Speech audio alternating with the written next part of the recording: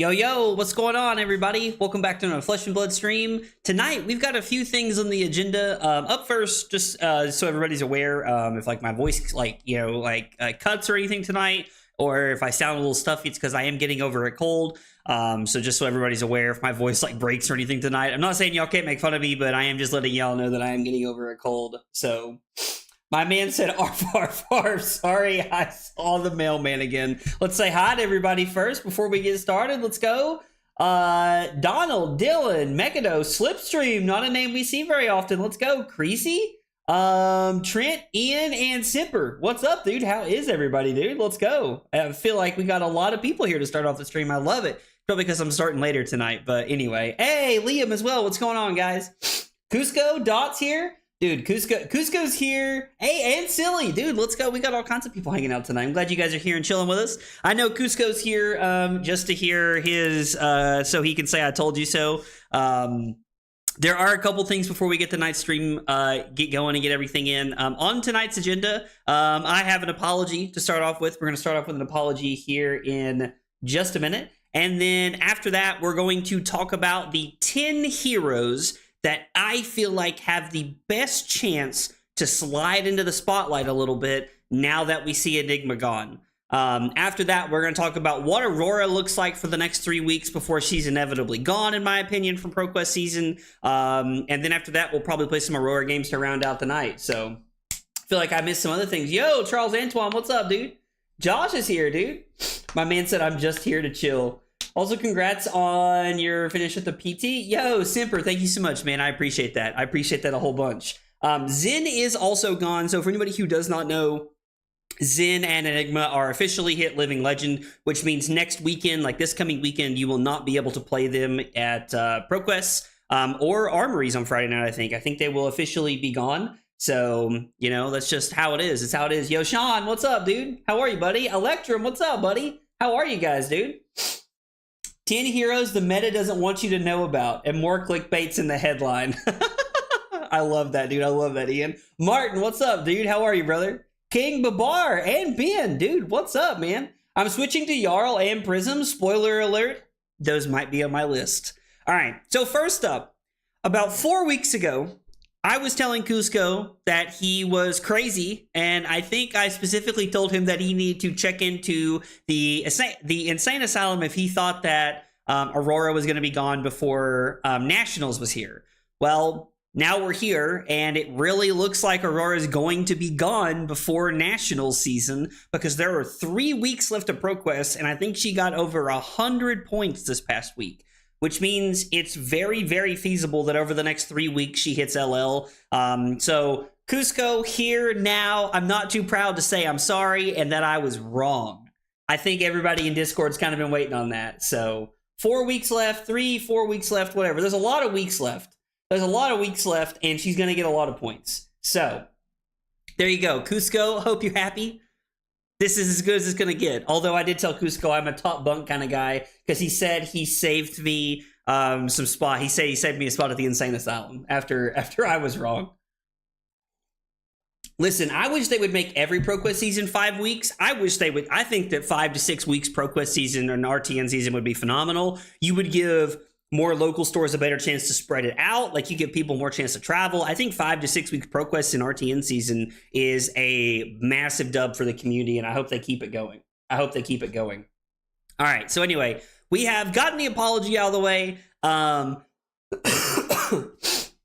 The first thing we're going to do is we're going to talk about the 10 heroes that I think have the best chance to slide into the spotlight, kind of with Enigma and Zen kind of rotating out of the format a little bit, and 10 heroes that I think jump up and get a lot of stocks here. And I'm going to cover each one of them, and we're going to talk about why.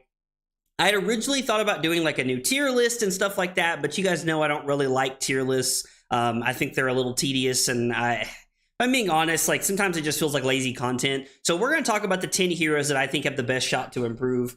We're going to go ahead and take a look at this. These are the 10 heroes that I think have a real shot to take a step forward with Enigma and Zen being out of the format. We're going to start in the top left. We're going to go left to right, top to bottom. So it's going to go top left, left to right, and then we're going to go all the way down. So listen, I know I know. I've got some spicy takes in my list here. A couple of these are a little out there, I think, in my opinion, but I think there are a few in here that I think are going to improve. And let me clarify here. Let me clarify. When I say that I think they have a chance to improve, I am taking specifically decks that had a losing win percentage against Enigma on Talishar, and we're taking those and we're saying that this can improve. Now, I already saw Sean say Dash.io. I already say Sean say Dash.io. Dash.io is not on my list because Dash.io technically has a winning percentage against Enigma. Excuse me. On Talishar. So that's why Dash.io is not on my list, but I do think Dash.io gets better with Enigma leaving the format. Okay. First up on the list, and let's go on. Let me go ahead and turn on Zoom It here. I don't have Zoom It downloaded on this computer. Dang it, I never downloaded on this new computer. Anyway. All right, we're gonna start in the top left here. We're gonna start with Victor.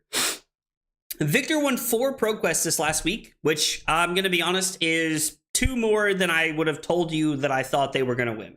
Now, I don't know what the meta looked like. There are a lot of aggro heroes, and you could have some Victors that are just rolling against the aggro heroes, and it makes a lot of sense. But with Enigma and, New having some decent popularity, seeing Victor win 4 is a little surprising this past week. And I think now that we have Enigma gone, there are easier ways to tech your deck to play against some of the other heroes that you struggle into. So like an example that we struggle into with Victor is New is a really good deck, and I think that there are some good tech cards we can play in the sideboard, and that can kind of help with that matchup that also incidentally help with other decks in the format as well. So Victor is first on my list. I think that he is probably one of I just think that Victor's probably the best Guardian right now. And I know that, I've said that a couple times, and I know that there is a lot of bias around that. I know that there's a lot of bias there, but I think that Victor has a very good shot to do well, to step into the limelight and really get some attention, because you can build a Victor list that does well into Prism, in my opinion. You can build a Victor list that does well into Vincet, or you can have a good Florian matchup depending on the builds and what you're looking at and things like that. I think Victor is a good deck. He's very grindy. He has the ability to draw cards, play a lot of offense and defense, and really play into a good metagame. Plus, I think that, Aurora is just going to be more popular now that Enigma's gone. People will be specifically targeting Aurora over the next 3 to 4 weeks. So I can see Victor being one of those picks to say, you know what, I'm going to target the aggro decks and I'm going to step into that spot. And so having Victor on my list, I think, is a very good option. Helps a lot with a lot of the aggro decks. So I think that Victor is a good one to step in and start. Excuse me. I think that Victor's just a good one to step in and start winning some games. Next up on the list I have is Prism. Prism, depending on who you asked, Enigma was favored into Prism. Depending on who you asked, what they said, what kind of world they lived in, that is the kind of things that, I heard and stuff like that. So knowing that Enigma was favored into Prism, I think that Prism just gets better depending on how the meta looks and what we're talking about looking at here. I really think that Prism is a solid deck. Prism is a deck that really offers a lot of skill checks to your opponent. And a very good Prism player. I mean, we did just see 3 of them in top 8 of the PT. And now, arguably, one of its worser matchups, Enigma, is gone from the format. So I think there's some real possibility here that we see Prism, kind of start to maybe stand out a little bit more, maybe start to get some momentum rolling and start to look good as we move into, the latter part, the rest of the 3 to 4 weeks here of ProQuest season that's coming up. I could see Prism really start to dominate a lot of those higher spots. But if Prism does start to dominate, then, there will be decks that will start to come in to counter that, aka Victor, other decks that have a lot of poppers like Yarl, things like that. So kind of have to look at, decks like that. But I think that Prism does have a real chance to kind of stand out here and do well and have a really good place in the metagame. Next up on the list is Yarl. Yarl I put up here because I think that with Enigma, I think Enigma was probably Yarl's worst matchup, to be honest, if not it's pitch stack Kano. But I'm definitely going to say that Yarl gets better because I think that Yarl really, really, really, and I cannot stress this enough, really struggled into Enigma. So now that we've taken Enigma out of the way and we've taken one of the other blue decks in Zen that plays 30 to 33 blues that I feel like Yarl kind of struggled into, I feel like Yarl gets some pretty good stonks here. You know, a lot of these Aurora lists are on 6 blues. Some of them are on 3. The list that I'm going to show you guys later has 8 in the list, but that's kind of like I'm me copying a little bit of what's happening right now. But, you know, there's a lot of aggro decks in the format that are not playing a lot of blues. And, you know, even some of these Syndra decks that are winning, you know, Dot shared with me a Syndra deck today, excuse me, that, you know, like that had 0 blues in the list. Like it had like 3 in the sideboard and they were just snags, which is really interesting.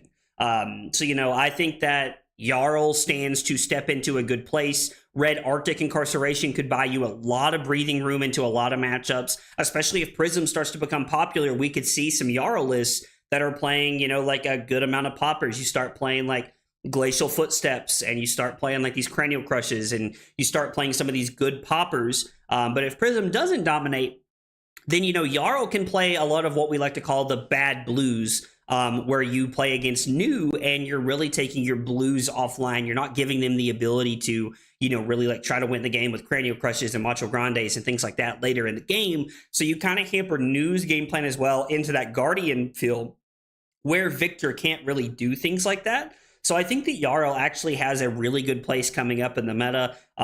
With Enigma and Zen being gone, I think we see Yarl stonks go up, and people who have been prepping for Yarl being in the meta are going to be, I think, rewarded.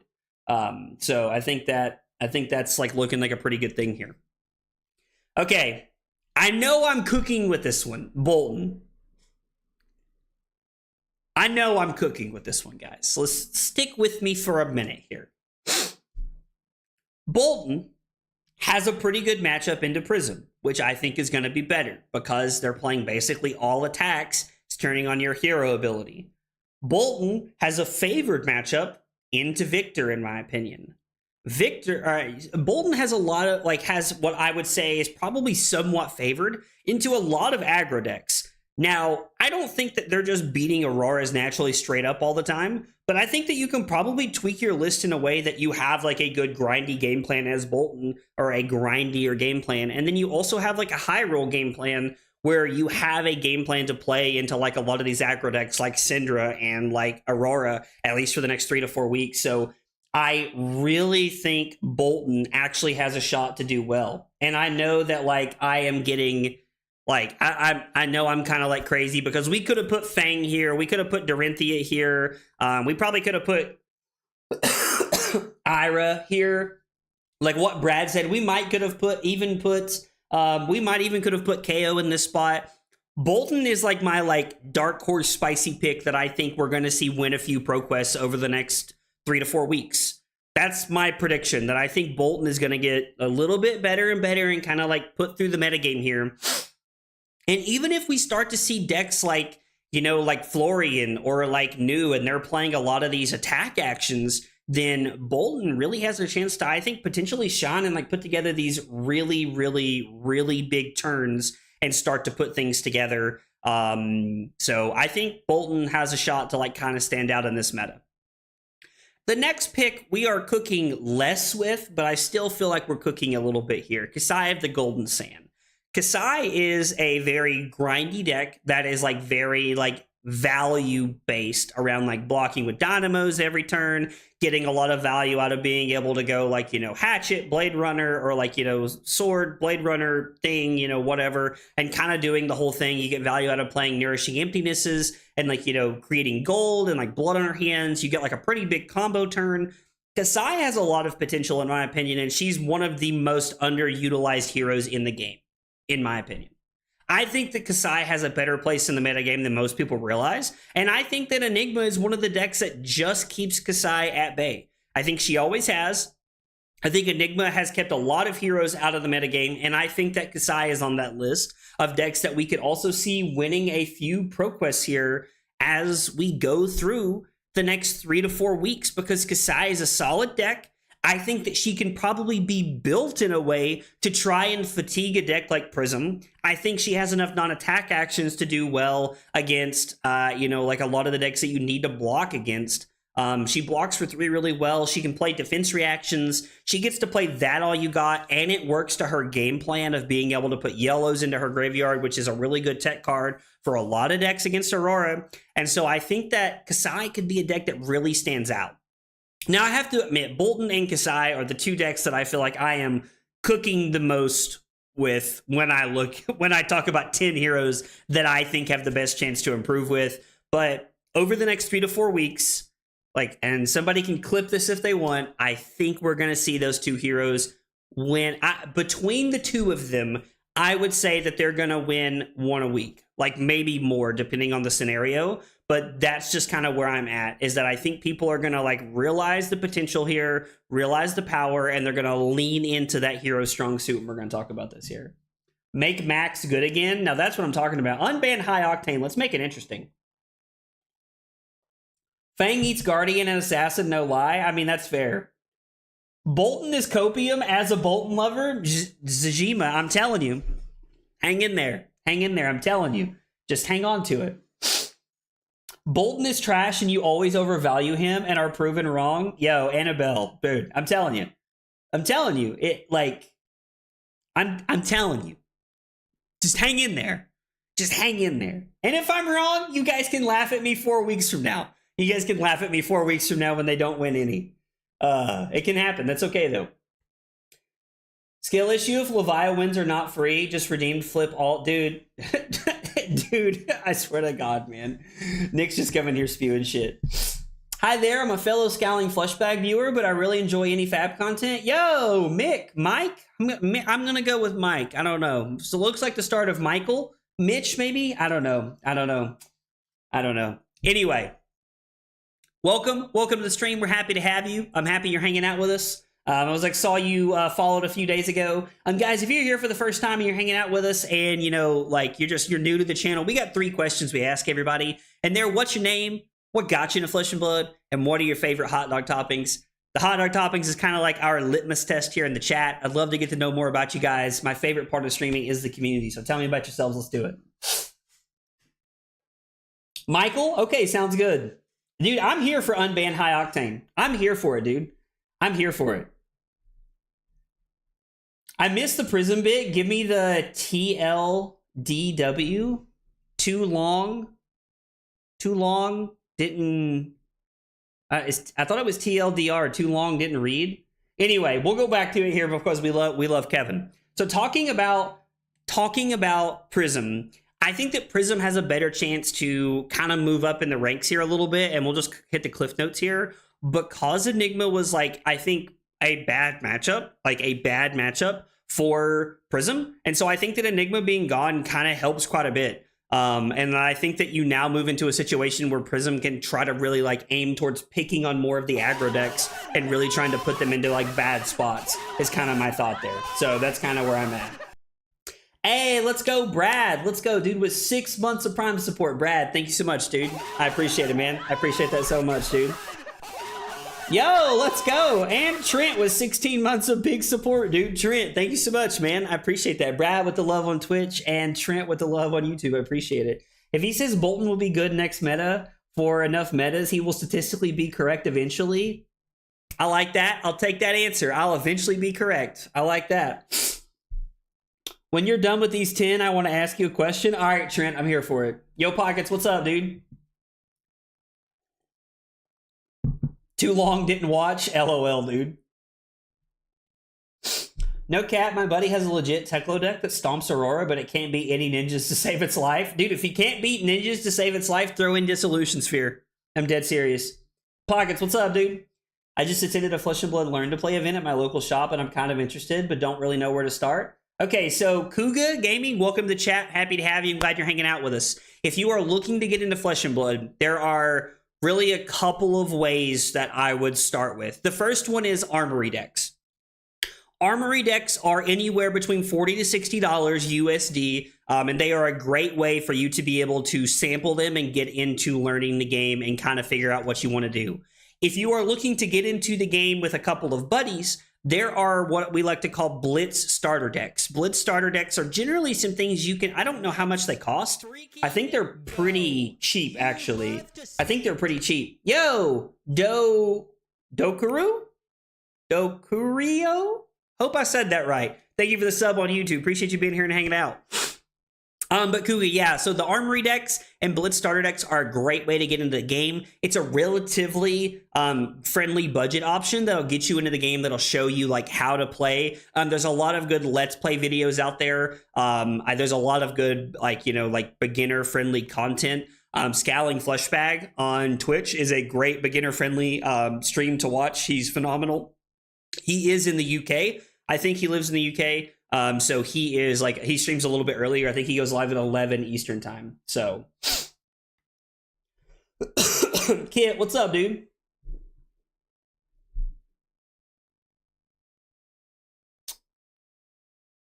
Sorry, I'm trying to see what all I missed here. I got in Flesh and Blood by the one and only Majin Bay. I hear that a lot, dude. I hear that a lot, Michael. Followed him since Runeterra, and he convinced me once Legends of Runeterra to try out Fab. When it comes to hot dog toppings, my go-to are 1,000 Island sauce and fried onions. Ooh, I think you are the first person to say 1,000 Island, Michael. That's interesting. I've never heard that one before. Well, dude, Michael, we're happy to have you, man. I'm glad you're hanging out with us, brother. Appreciate you being here. UK London-based? Okay, that's what I thought. That's what I thought. Legit, though, Levia will be good. Mark my words. You guys heard it. Nick said it here first. Okay, so we've talked about our top 5 on our row here a little bit. If you guys missed it, you can always scroll back on YouTube or catch the VOD on Twitch to watch more of it. By the way, guys, if you're new here, make sure you subscribe if you're on YouTube, like the video, and if you're on Twitch, make sure you follow. It goes a long way in helping me out. We're going to talk about our bottom 5 here, and then we have a couple of honorable mentions that I didn't put on my list that I think do have some potential that we're going to talk about here at the end. So next up on our list is Florian. I'm going to be honest, Florian is my hero, is the hero that I think has the #1 chance of jumping into the limelight here. Florian does a good job of being able to do a multitude of game plans. Florian gets to play cards like Plow Under, Felling of the Crown, Command and Conquer, like all of the great generic cards. Florian fits into their deck really, really well. Yo, let's go, dude. Lunatic with 2 months of Prime support, dude. Thank you so much, Lunatic. I appreciate it, man. It means a whole bunch, dude. Thank you so much. Congrats for the outstanding performance on PT. Yo, Lunatic, thank you so much, man. I really appreciate that, man. It means a whole lot. It means a whole lot. Okay. Okay. Show the February hero page. Hang on. Is there like just a specific hero page? Hang on. Yeah, so this is like all the different heroes in Classic Constructed up here at the top that you can play. And then these are all the like Blitz heroes. And then we have some like promo heroes down here at the bottom. I must have missed something in the chat. I'm not sure what I'm showing this for. I'm sorry. I know I'm in light mode. I know I'm the worst. I use February in light mode. I'm the worst. I know. You guys won't let me forget. I'm awful. I know. All right, so Florian. So Florian gets all these great Earth power cards that I think are really good. Channel of the Millennium Tree is another one we didn't talk about. But Florian also gets all of the good defense reactions. Florian can also play this OTK, like Scepter of Pain setup plan, which has been kind of running rampant around Talishar a little bit, and that I think everybody's a little too scared of more than they should be, if I'm being honest. But the Florian deck, I think, gets a really, really good move. With Enigma being gone, I think that Florian is just an overall solid hero. He's going to be the next Runeblade that I think really stands out here. We're going to see a lot of really, really powerful cards here from Florian, in my opinion. You can play a more aggressive version of Florian with cards like Channel Mount Heroic and Bramble Spark. You can also play a very defensive like OTK package with the Pain of Scepter or Scepter of Pain and things like that, and defense reactions and like Command and Conquers and stuff like that. Plus you get Barkskin of the Millennium Tree, which is just an absolute insane chess piece to be able to block with. Florian is the #1 hero that gets a step in the right direction, in my opinion. I firmly stand by it. Florian is going to be very, very good at Nationals, unless there is something in High Seas we haven't seen yet that just nullifies it. Arachne Slip Through the Cracks is also on my list here. I know that Arachne Slip Through the Cracks has been pretty popular for a while, but one thing that I kind of noticed, and I was watching, I think it was Aaron Shant's game in round 15 of the Pro Tour, around 14 of the Pro Tour. I can't exactly remember when, but he was playing Slippy against Enigma, and I saw that he had no daggers. Like Enigma just kind of like had board control, and like they were playing this back and forth game a little bit where Aaron, who is a very, very good player, was fighting to try to get back into the game, but just could not get any grounding. I don't know what happened before that. I don't know what led to the circumstances that they were in, but I think that Slippy gets a little bit better with Enigma going out of the metagame because there's so much instant speed interaction and nonsense that Enigma can do. And I think Slippy is a very good aggro deck that can race really well and has powerful disruption. So I think there's a lot of value there in what Slippy can do and the ability to be able to like, try and like be aggressive and also disruptive at the same time. When we talk about like the next three heroes, when we talk about Mario, when we talk about New, when we talk about Slippy, it's all kind of the same thing here in my opinion. There's a couple of things though. Slippy struggles into the other assassins. Now, I should say Mario more than New, but when I say that, it's because Arachne or Slippy's hero text kind of like it just feeds over into the other heroes there. And I think that is, I don't know. Like, I think that's like not good for him. And so I think all three assassins get better because I think that in some capacity, all three of the assassins did struggle into Enigma. And I think that New has figured out, like the new players have figured out that Count Your Blessings is not the way to go. That if you want to be beating up on Auroras, you need to be on this like tempo, very aggressive, like disruption plan. And now that they figured that out, I think that New has a good shot to like look pretty good moving forward into the next meta. With, Aurora looking to dominate ProQuest over the next 3 to 4 weeks. I think you can see an uptick in all three of the assassin heroes. I think they're all looking pretty good. Marionette's probably just the best one from the list here. I think Mario is very, very powerful, and she does the whole mark, with like Clave or Clive, whatever it's called, the daggers. She has a very, very powerful effect. But I just think that all three of the assassins get a bump here since Enigma has left because they are traditionally what we consider slower decks and maybe struggle into Enigma a little bit more. So knowing that Enigma's gone, I think gives these three decks a pretty good step in the right direction. Vincet is the last hero on my list. I know that with some of these decks that are on my list, like Yarl, Victor, Florian, these grindier decks that block well, Vincet may struggle a little bit more. And if Vincet does get better, then Warmonger's Diplomacy comes back in a big way. But one of the things that I think Vincet does really well is that she preys on the aggro decks. So when we talk about the aggro decks that we're trying to prey on, we talk about Aurora, we're talking about Syndra. I'm trying to think of what other aggro decks are really even being played right now. Zin's gone, so I don't know. Those were the big three that I was really talking about. But I think that Vincet, really preys on those decks in a good way. And I know that, if you guys have been watching my channel for a little while, you know that I've been working on ways to try and make my Vincet matchup better as Aurora. But I think that Vincet does a good job of just picking on these aggro decks. And so if we see some of these more aggressive decks coming back into the meta, then I think there's a decent chance that, Vincet could start to look pretty good. Plus, Vincet's text box is going to be really good against Prism. Now, I know that Vincet's text box was already good against Enigma, but in my opinion, that is a very high skill matchup from both sides of the board, in my opinion. I think that that's just a very high skill ceiling matchup and something where a lot of players really have to know what's going on. Me logs in the chat. Yo, that's savage, Mara. Hey, Mara, what's up? How are you?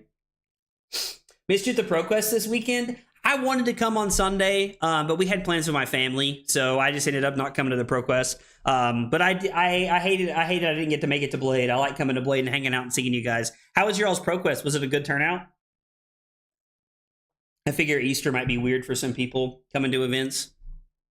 But anyway, I think Vincet does a good job of, picking on some of the more aggressive decks. And so I think that Vincet could, really have a good showing with Enigma and Zin being out of the format now. Probably less so. Well, even Zin has a lot of blues to be able to block, but we'll kind of see. Now, There are a couple of dark horse heroes that I did not put on here. When I say dark horse, they're not really dark horse. It's more like honorable mentions that didn't make it to my list, or didn't make it to my list because I feel like some of the decks that I picked that like I'm thinking might get better already have winning percentages, have like good win percentages into Enigma. So it didn't really feel fair to put them on the list. So I only put heroes on the list that had a losing percentage into Enigma. So the first honorable mention on my list is going to be Verdance. I think that Verdance does get a little bit better. And I know that she technically had a losing percentage, but it was basically Verdance are like one of my dark horse picks, and I wanted Bolton and Kasai on here, mostly because I think that. But yeah, anyway, Verdance is on my list. I think that Verdance has a chance to kind of step into the limelight. Verdance has a really cool combo. If the format slows down a lot after Aurora's gone, then Verdance could really, really be looking at playing this like slow combo, grindy game where she's blocking, decomposing, using Felling of the Crown, and then it's like tree, like amp, you're dead. Like kind of nonsense like that. So I think that could be a very good play. Verdance could be a really good pick now that Enigma's gone because there's less ward to worry about. Prism's probably still a little bit of an issue for Verdance if I had to guess, but I think that Verdance does get a little bit of stonks here. Sorry, I asked Mara a question and then I realized I didn't answer it here. Mara said, I won it on Aurora. Yo, congrats on you winning. Congrats on you winning. I mean, I'm not gonna lie. I know you're sad that it happened on Aurora, but congrats on winning a ProQuest. That's awesome. I'm super excited for you. Now, since you won a ProQuest, are you going to be coming to Singapore? Because Carly and I will be in Singapore. Yo, what's up, Cabot? How are you, buddy? How do you beat a Verdance? I've had trouble beating her as Florian. I think it's kind of tough because some of the builds are a little bit different, and as Florian, some of your defense reactions probably don't get as much value, but I'm assuming as Florian, you're probably looking to run like AB3 is probably the way to do it. Or maybe you run like the OTK list. Maybe like if you're playing Florian and you're playing the Scepter of Pain OTK list, you could just play Amethyst Tiara and it just doesn't matter. I think is probably a pretty good way to do that. Still trying to find a cheap flight, but I'll almost certainly be in Singapore. Let's go. I love that. How many of these heroes have a real game into Aurora? Real game into Aurora, looking at these right here. You love to see it. Hey, let's go. Alessandro. Oh, Gentile. Hope I said that right. Thank you for the follow on Twitch. Appreciate you being here. Guys, if you're new to the channel, you're hanging out with us for the first time, we got 3 questions we ask everybody when you're new. They are, what's your name? What got you into Flesh and Blood? What are your favorite hot dog toppings? Tell me about yourself. I would love to get to know you guys. Yo, let's go. Havoc with 5 months of Prime support, dude. Havoc, thank you so much, man. I appreciate it, brother. Let's go, dude. Appreciate that. And my man said, and now I am here. I love it, dude. Thank you so much, brother. Thank you. Yo, let's go. Alessandro with that Prime sub, dude. Thank you so much for the Prime sub. I really appreciate all the love tonight, guys. Appreciate y'all chilling and hanging out with us tonight. Appreciate everybody being here. It is awesome to chill with you guys and hang out. So also really appreciate all the support on both Twitch and YouTube. All right, so Trent asked how many of these heroes have a real game into Aurora. I think Victor can be built in a way to have a slightly favorable matchup into Aurora. I would say that Vincet has a favorable matchup into Aurora. That or I'm just a bag nun. It could also just be that I'm just a bag nun. I think that Prism is very close. It depends on how much tech they have for Prism, but I think that Prism is probably slightly favored, even with Ninth Blades and stuff like that, or even with some tech. I think that Prism's still favored. And Yarl is probably slightly favored if I had to guess. Yo, Cookie Raider. What a name. I love that. Thank you for the sub on YouTube. Appreciate you being here and hanging out. Appreciate that sub so much. Started playing Fab not too long ago. Built Aurora, and now she's leaving soon. Kind of meh for me. Don't know what to build now, and if I sell the Aurora before LL. So if you don't have any ProQuest coming up, Wolk, that you're not really super worried about, I would say get rid of the cards while they're a little bit higher and start building another deck. It's also a good time to like trade for stuff like that, because if you have shinies, people will like trade you the foils because they'll want them for stuff like that. I did see somebody say that New has a favored matchup into Aurora. I would say 50-50 at best. I don't think that she has a favored matchup into Aurora. I think it's 50%. Like, it's 50-50 because, like, New can win, but I don't think it's favored. Don't think so. Lord YOLO Von Swagster. Yo, what a name. That is, like, probably the most baller name I've ever heard. Thank you so much for the Prime support. Thank you so much for the Prime support, but honestly, reading your name out loud was better than anything. What a name, dude. I love that so much. That's awesome. Hey, Aaron, what's up, buddy? How are you, dude? I feel like I've missed so many messages, and I'm sorry. I'm sorry if I've missed so many messages. So, I mean, yeah, I think 4 to answer your question, Trent. Okay, so we've talked about like honorable mentions here. We're going to keep going with some honorable mentions. The next one on my list, and I saw somebody say that I had to say this hero or I was going to get canceled. I was going to save this hero to last, but we'll just say it now. Fang. I do think that Fang gets some better stocks with Enigma going out of the metagame. I think that the Fang list, like you have certain packages like the Arcanite Skullcap and, you know, like Arcanite Fortress or whatever it's called package that kind of helps you into Aurora. But I think a lot of the Auroras have kind of figured out that you just need to be on Flicker Wisp into that matchup. And so I think that that does make the Aurora matchup a little tricky at times. But I do think that Fang gets better stocks with Enigma going out of the format. Like, that is very true. I was going to save it to the very end just to troll you all, but we're just not going to hold on to it that long. Simo, that was you. Sounds about right. Sounds about right. There's a lot of heroes that I think get better because Enigma oppresses them, but the other hero that I think has a chance to like maybe stand out is Kano. I do think that Kano gets some better room to breathe with here. You know, like Kano has a really good matchup into probably has a really good matchup into has a really good matchup into Victor. Has a very close matchup into Aurora.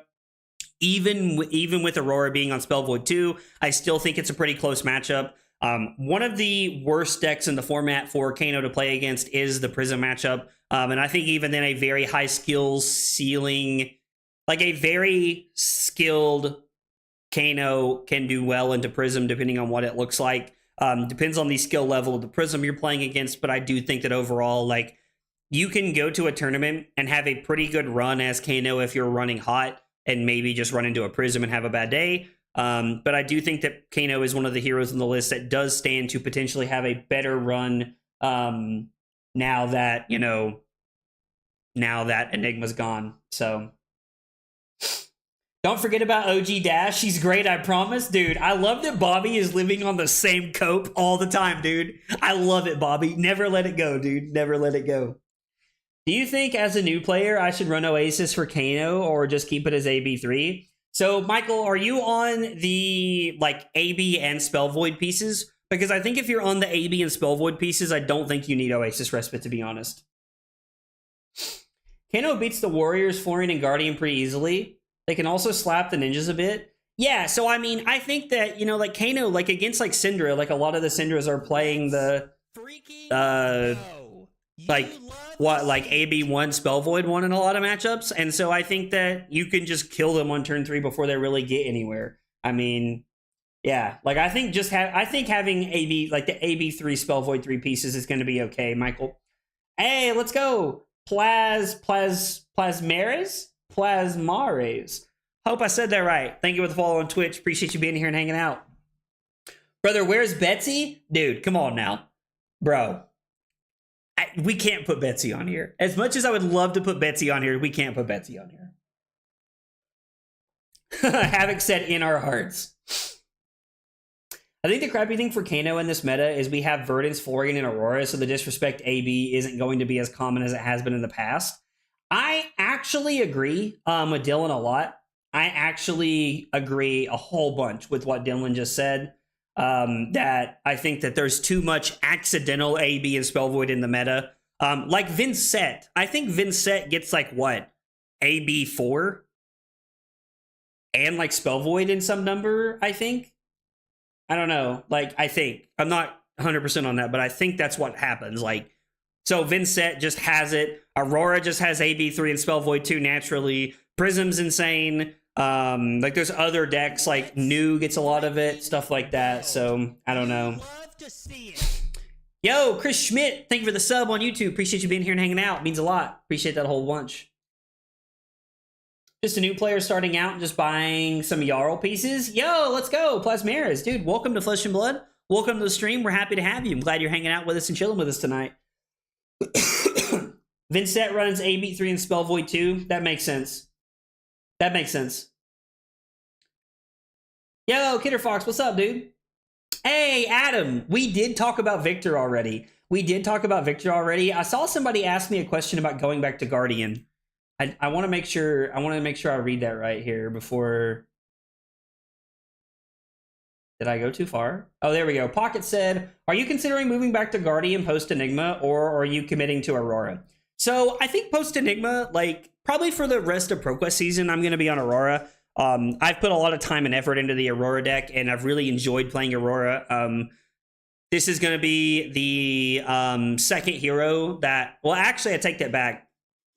In Classic Constructed, Aurora will be the first hero to Living Legend that I will have my name on the Roll of Honor for. So I think that's pretty cool. I'm pretty excited about that, personally. My first ProQuest win came on Aurora. I have won a ProQuest and an RTN on Victor, but Victor's going to LL after Aurora, so Aurora will technically be my first hero with the Roll of Honor that has my name on it in Classic Constructed. So I'm probably going to end up playing Aurora for the rest of the season, to be honest. Probably just going to run it out. Are Victor and Yarl on your short list for Nationals? Yes, Electrum, they are. So right now I have 5 heroes that are on my list of heroes to test for Nationals if Aurora LLs for Nats, because I'm pretty sure she's going to. It's actually kind of funny that 3 of those heroes are on this list right now. On the short list of things that I'm looking to test. Actually, no, I'm sorry. 4 of them are. I feel like there's one I'm leaving off for some reason. I don't know why. Victor, Prism, Florian, Yarl, and Syndra are kind of like the 5 big ones that are on my list. Oh, Dashio. Sorry. That's the 6 that I'm looking at right now. Hey, Felipe, what's up, dude? The heroes on here are the 10 heroes that I think have the best shot to step into the limelight with Enigma being gone. That's the idea. What heroes are on the list after Aurora? So I think the next hero, like if you put a gun to my head and you said, pick a hero for Nationals to play right now, moving into going to high seas, knowing that I think Aurora is going to be gone, I would take Florian. I think that would be my number 1 pick right now, to be honest. With all of the things that are out there, with all the things that I know about the metagame, I think that Florian would be on there. That would be my number 1 pick, just because I think he has the best overall shiftable game plan with what we're trying to do. I don't know. Like, honestly, it's Florian, Victor, and Dashio are the 3 heroes at the top of that list, just so everybody's aware. Those are the 3 heroes at the top of the list. It's going to be Florian, Victor, and Dashio are the 3 heroes at the top of that list of things that I want to play. My hesitancy for Dashio is that you never play the same game of Flesh and Blood with Dashio. It's always different because of the complexity of the deck, and I need a lot of reps with it, which means it's probably going to be a deck that I'm going to play a lot. The truth is that I'm going to be playing a lot of Florian, Victor, and I'm going to be playing a lot of Florian, Victor, and Dashio over the next 8 weeks, getting ready for Nationals. Now, if Puffin is insane, I will be playing Puffin. I'm just letting you all know. If Puffin is cracked, I will be playing Puffin. That's just where we're at. If Guardians come back, does Slapdash come back? Probably not, if I had to guess. I don't know. Does Vincet have a good matchup against Florian, or does Florian just stomp her? I'm gonna be honest. I don't know enough about that matchup, Alessandro. If I had to guess off the top of my head, I would say Florian is favored, just because he blocks so well, but I'm not 100% sure. I knew Bobby would be excited about Puffin. Do you have any advice on how to play against Florian as a Guardian? I just don't know how to navigate the matchup, even as Victor. I just can't aggro him hard enough. So, Adam, I think that's a tough matchup. It probably involves us starting with Crown of Dominion, and it probably involves us running... I'm trying to think if we should be on Small Hammer or Big Hammer in that matchup. I'm debating in my head if we should be on Anothos or if we should be on Miller's Grindstone in that matchup. Like, there's some good attacks in there, but we can mill a lot of their attacks, and that would be better for us. So I don't know, like, as Victor, like, we're probably supposed to set out to play the long game, trying to fatigue them with something like Miller's Grindstone, but we're probably also supposed to side in, like, Zealous Beltings and try to get aggressive. Like, we run Quick Dodge Flexors, I imagine. We run Tunic, we run Null Rune Gloves, and we play Crown of Headpiece. I might go back to Grindstone, to be honest. I don't know. I'm probably going to be on Grindstone and Titan's Fist, to be honest. Is probably going to be my plan. Speaking of Florian, Simon's stream, we had a 1-hour coaching session of Vin versus Florian. We won with Vin as 1 health. Yo, that's an awesome game, dude. I hate I missed that. Mara said it's almost like you know somebody who wrote a 60-page primer on how to play Dio. Mara just 100% calling me out. If you ever miss with Millers, it's bad. I mean, I agree. I'm not saying it's good, but I'm saying that I think that might be one of our best plans into Florian. I don't think you can reasonably fatigue Florian with Titan's Fist. So, I don't know. Unfortunately, you can't write an Azuri primer without having to write down about the current meta. I mean, that makes sense. I would not be on double hammers, but I would be on time skippers, yeah.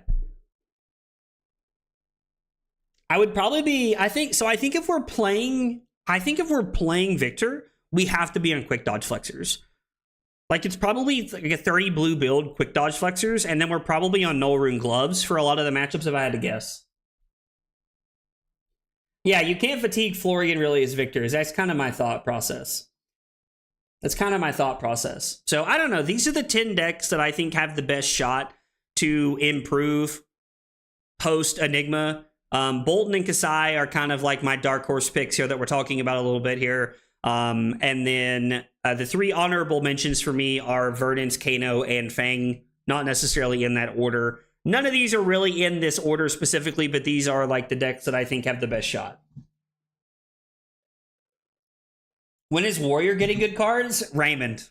Brother, you hang on to that dream. Brother. Oh. I hate guides that just say sideboard this in, sideboard this out, talk about broad strategies. I mean, I think if you're going to write a primer like Mara's talking about, I think that's the way to go. Like, you need to, like, there needs to be a section where it's like, oh, like, here is my list with what I sideboard in and out. Here is your plan after you sideboard these cards in and out. I think Mara is 100% correct. That is why, like, I offer you all my sideboard guide, and I've never, like, taken the time to write a primer about the decks that I'm playing. I've never really considered doing that, if I'm being honest.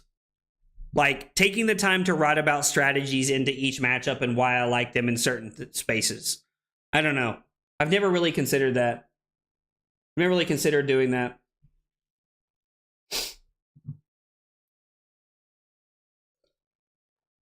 The new, what, Marlin, I think is what it's called, could be very good. Marlin could be very good. I'm going to be honest. I am not a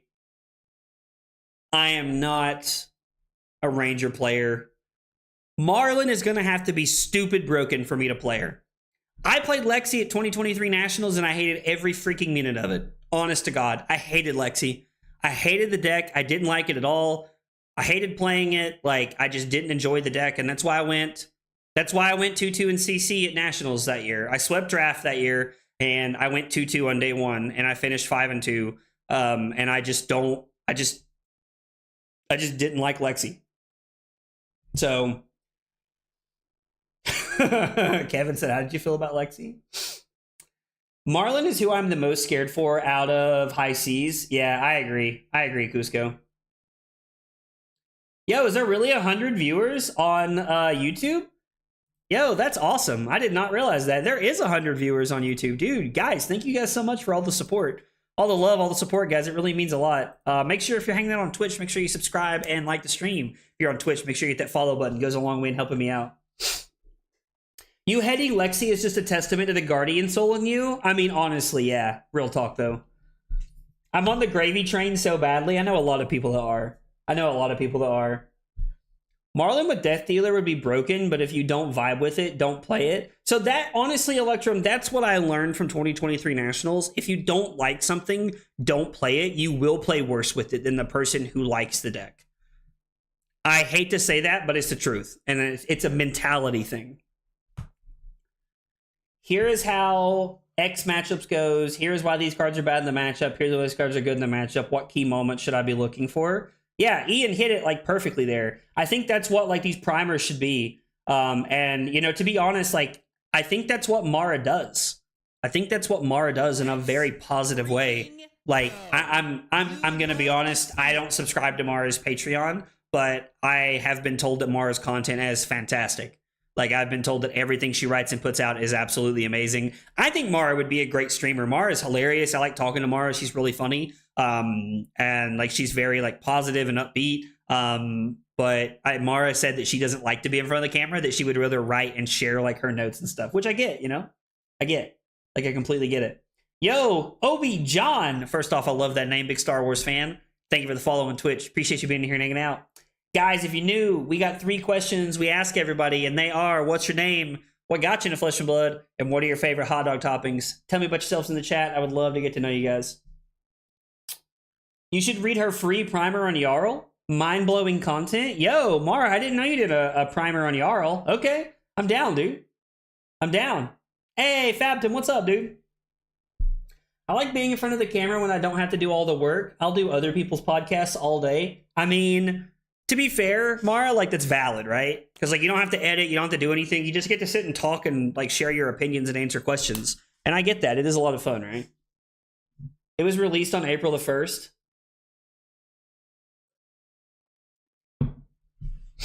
It's free on Patreon right now, and it's only 6 pages. All caps. I'm here for it.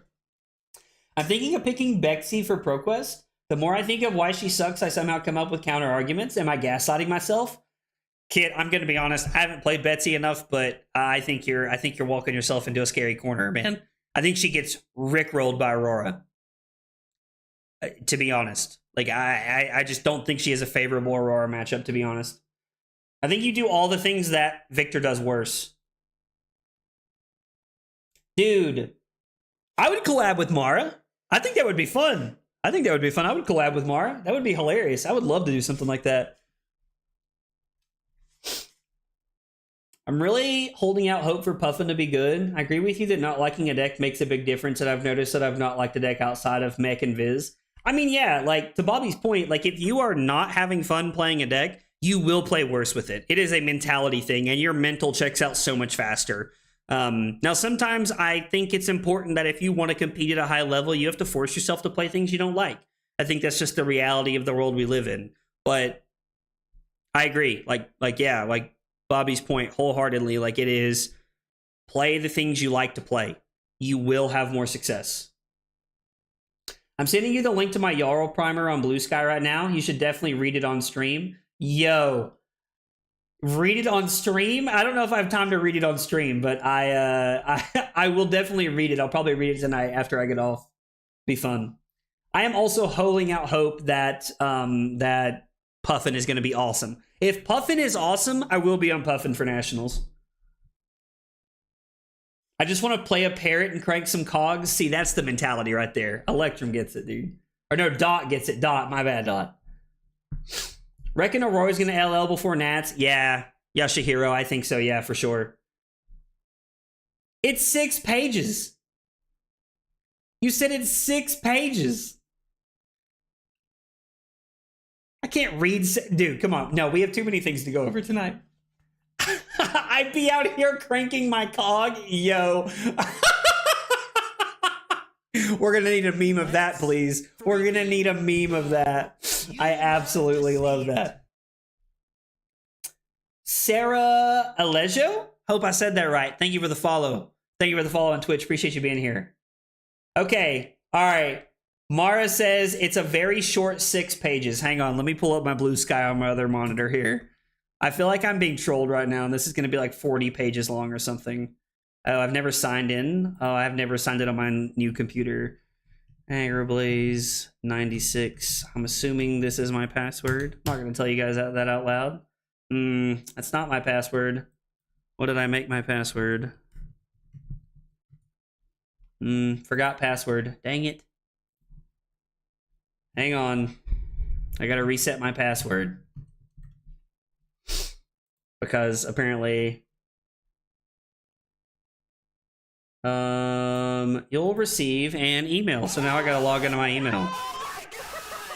Yo, let's go. Hey, let's go. Opie John, dude. Thank you so much for the Prime sub, dude. Appreciate that a whole bunch. Means a lot. Yo, let's go. And Trent gifting out a sub, dude. Thank you, Trent and Opie John. Thank you guys so much for the love. I really appreciate it, dude. I really appreciate that, man. It means a lot. Means a whole bunch. I appreciate that. It will not let you link it in YouTube for some reason. I don't know why, but it will not let you. It's very frustrating. Like hang on, I gotta make sure I type this out slowly.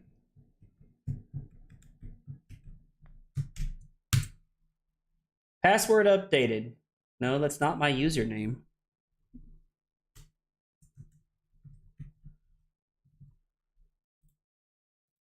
What Mara's got for us here.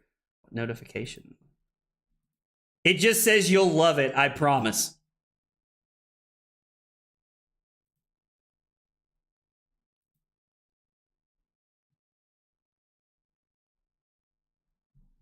All right, here we go. This is Marl's. I'm sorry. This is Mara's Yarl guide. We're getting ready to read together here, everybody.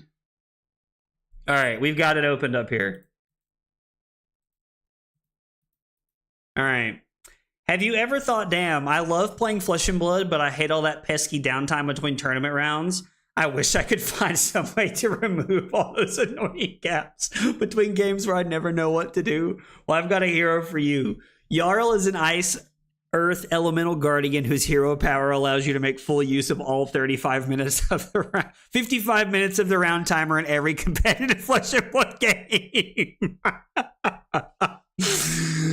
Oh. And don't forget to check out the extra turns secrets. Oh my god. After all, tournaments are expensive and you deserve to get your full money's worth, so strap in and bring a snack. We're in for a long ride. Building the deck. The key to any real tournament success starts in deck construction, and Yarl Treaty is no different. In many of my other guides, I've strongly advocated for the use of various tools such as the hypergeometric calculator or the stats and averages tab to help you when assembling your deck. This time, we're going to be using the search filters tool to build our Yarl deck. Scroll down to the defense filter and just stick a floor in that box and hit search. Now, just add all those cards into your deck. If you still need to fill space, just search up defense reaction and throw whatever's left. Oh my god, this is peak content. This is peak content. I am going to post a link to this so that everybody can have this. When we're done, our opponent is going to be far too demoralized to even realize that our deck is completely illegal. We do have to make one small addition to our deck after we add our block cards. Count Your Blessings may seem like a terrible card made only for aggro decks on the surface. I know what you're thinking. It doesn't even block. But what if I told you could block so much that you could block attacks from the future? This is the power of Count Your Blessings. Go ahead and add a full 9 copies to your deck. If a judge happens to tell you you're not allowed to play 9 copies, politely inform them that you'd like to block, thus canceling out their so-called ruling. Oh, I'm not going to be able to make it through this. This is just the first page. Oh my God. This is amazing. Blocking. Do you know that Flesh and Blood cards have a number in the bottom right-hand corner that actually have a mechanical impact on the game? I didn't either until I picked up this hero. I always thought that number was flavor text, but no, it's real. With the introduction of Yarl to game Flesh and Blood, LSS had introduced a brand new mechanic called blocking. At the beginning of each of your opponent's turns, take all of the cards in your hand and place them on the table face up and sideways. Inform your opponent that their turn is meaningless and ineffective. Then drain +1 fun from your opponent for each turn you activate this hero power. Oh my God. Remember, fun is a zero-sum resource, and as long as we're playing Yarl, only one player is allowed to have fun at once, so it's going to be our primary game plan to ensure we claim all of it for ourselves. Just make sure to use the hero power early and often. Oh my God. Other strategies and tactics. There are no strategies or tactics, just block. Why are you even reading this part? Are you even a Guardian main? Oh, we have more. There's not just block here. Or don't, it doesn't really matter. He'll still die anyway. Just block. Little known fact, if your opponent presents Mask of Momentum into you, you are legally allowed to just eat it. Rhea suggests putting a bit of hot sauce in your sideboard for this strategy. But block more slowly. She'll try her hardest to deck herself out as quickly as possible, forcing you to find a way to entertain yourself between rounds. Counter this strategy by playing as slowly as possible. Dash the other one. Block even more slowly. Dash IO players must have really need to use the bathroom for how quickly they try to lose.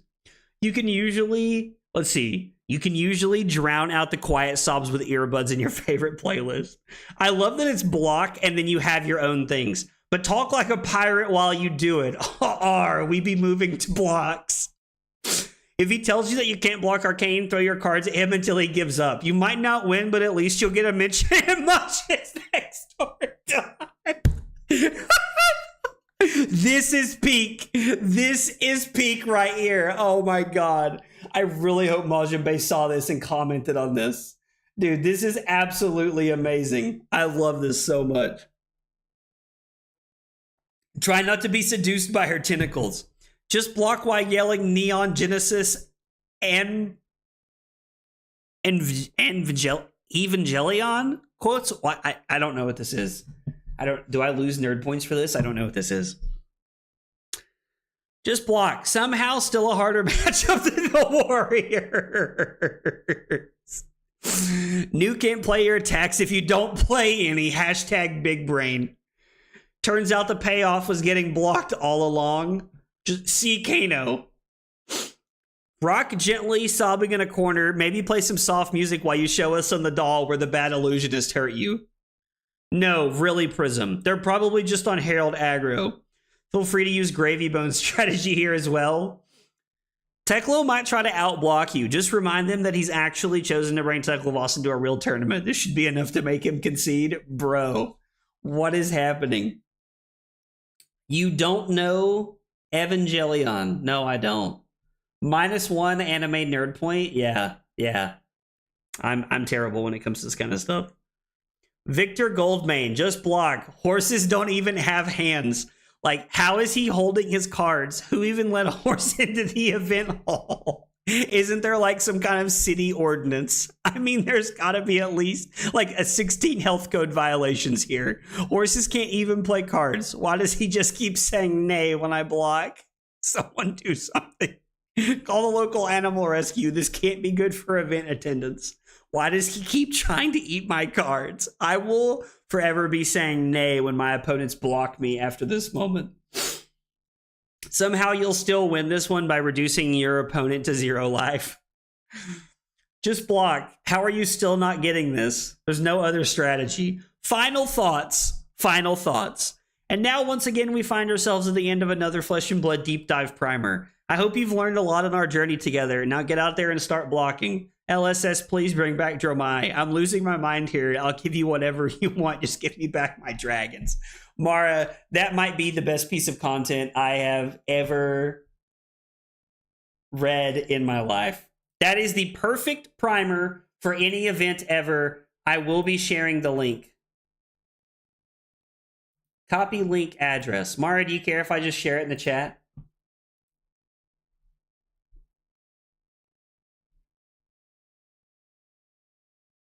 Actually, you know what? I can share this better. I can share this faster. Hang on.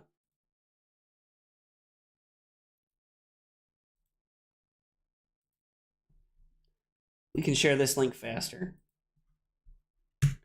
There it is. There it is for everybody on Twitch and YouTube. That is what we just read. My God. You guys should check out Mara's content. It's amazing. Especially if it's anything like that. Mara has learned what peak content looks like, and the rest of us just need to stop trying, is what I've taken away from this moment. God, that was amazing. I'm so glad we pulled that up. Thank you to everybody who pushed me. All right. With that being said, let's jam some Yarl games. I'm sorry, Dot. I'm sorry.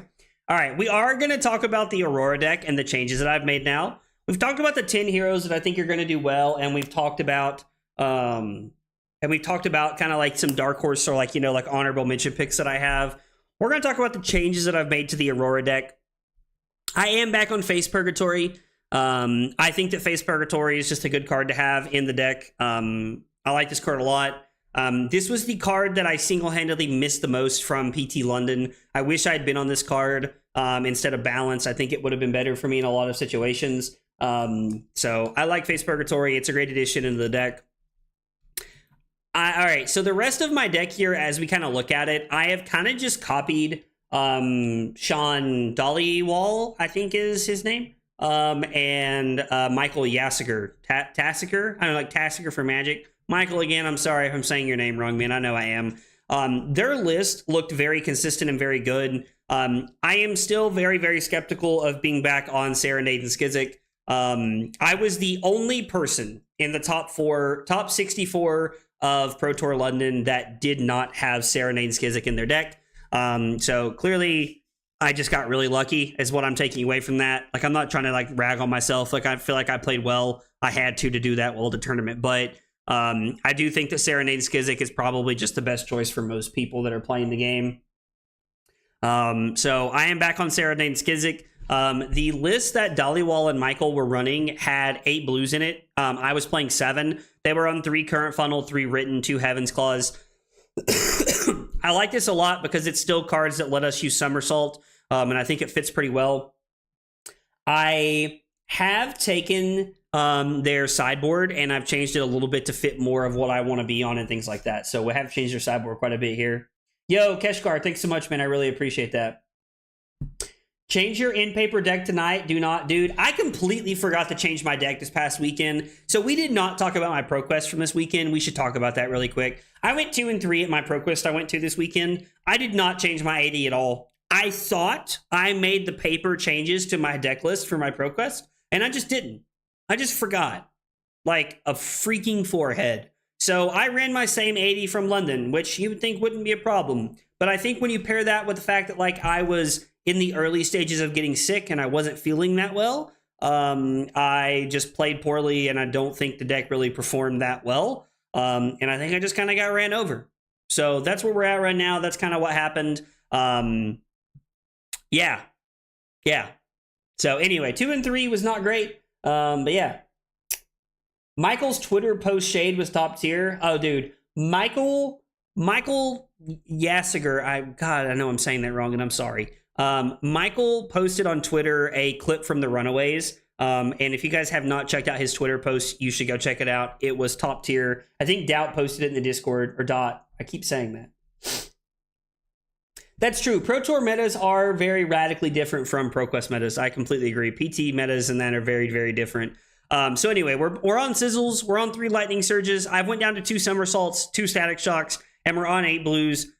I've played a few games with the deck. It's felt very, very good. I like it a lot. The sideboard, we're gonna talk about the sideboard for a minute because there's a couple cards here I don't really know about, if I'm being honest. I feel like everything Flicker Wisp and left is pretty standard. 3 Flicker Wisp, 3 Surgical, or I'm sorry, 3 Sigil, 3 Shelter, 3 Scar, 3 Exude. Scar could be Second Strike. I like Scar better personally.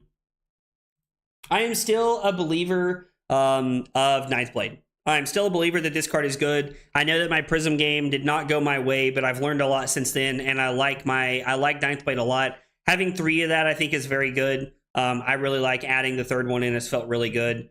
Felt really clean here. Now, these 4, like Crown of Providence, Tunic, Greaves, and Shock Charmers are my normal like sideboard equipment, and I'm now on Aether Ironweave and Crown of Dominion.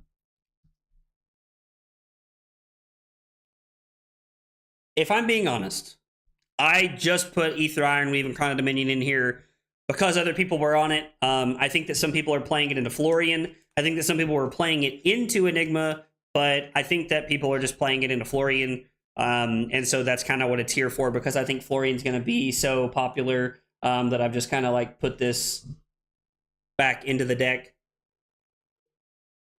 I still do not think that it is completely necessary to have this in the deck, but a lot of people are telling me that it's like Ironweave and Crown of Dominion are for the Florian matchup. So I've added them back into the deck and I've updated the matchups. So I have Fry in the maybe board because I like Fry.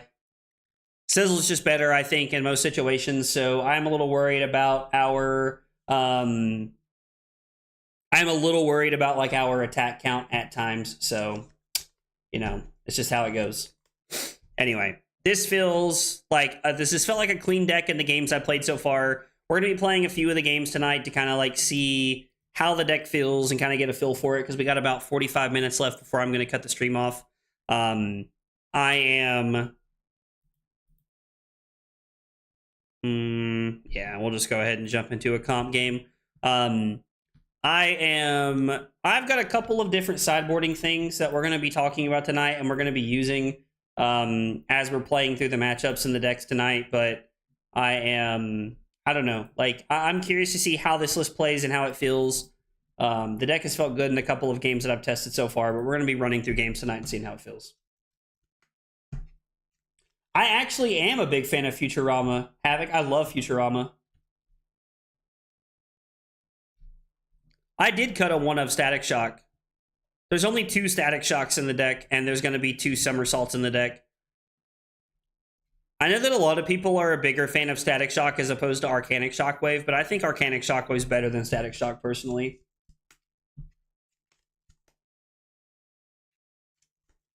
Aurora will be gone by the end of ProQuest season. Definitely be gone by the end of ProQuest season. Like, she might be gone before we get to week 4. Or week 5, I guess, the last week. Bite my shiny metal ass. Blanche to replace Ninth Blade with?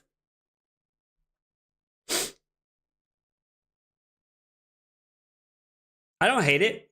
It's a playable card. So if I was going to replace... Ninth Blade with a red 7, it would probably be the one that prevents a damage when you block by yourself. When you block like by itself with it. I can't remember. Battlefront Bastion. Because it would give me the ability to block another red 7 with my equipment without giving anything else. That would be like what I would want to do. I think it would be Battlefront Bastion over Blanche.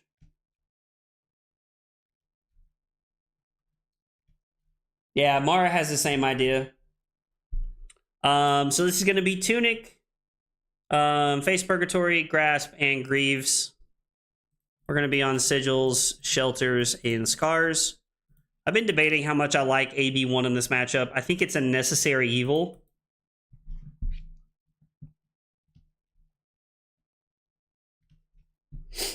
They're on the same list here? Yo, what is up with Talishar not showing me all of my stuff right now?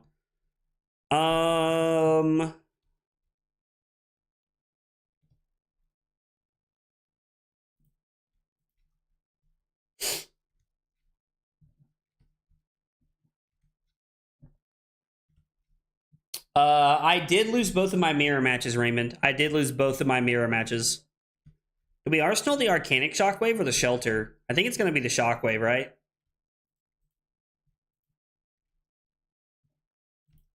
Because we have the embodiment for next turn and we have the ability to like try and make things awkward here.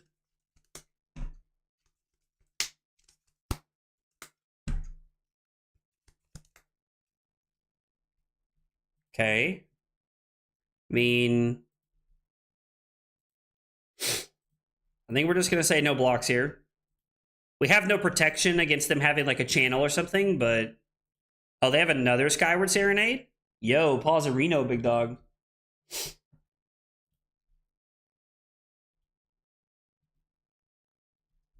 I'm holding on to 30 Cut Through the Facades as a possible anti-Guardian tech. Anti-Guardian tech? What? Pockets, why? I don't understand.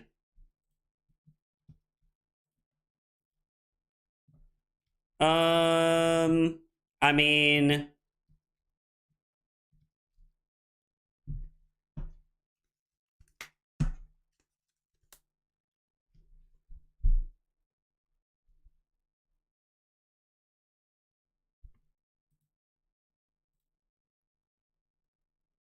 I think we're just keeping our hand.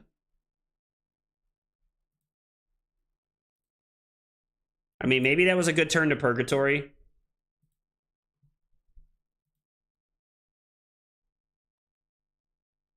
We're just going to lead on the Arc Lightning here. It's a good Lightning card. Very good chance of this connecting. Kind of hope our opponent pitches a blue, to be honest.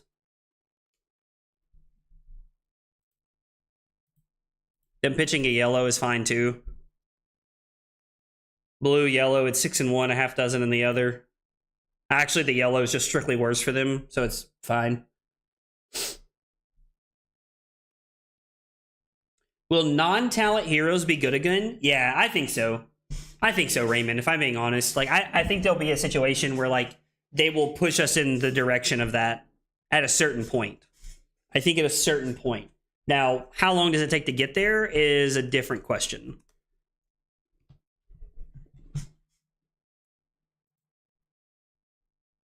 We're going to discard the Arcanic Shockwave.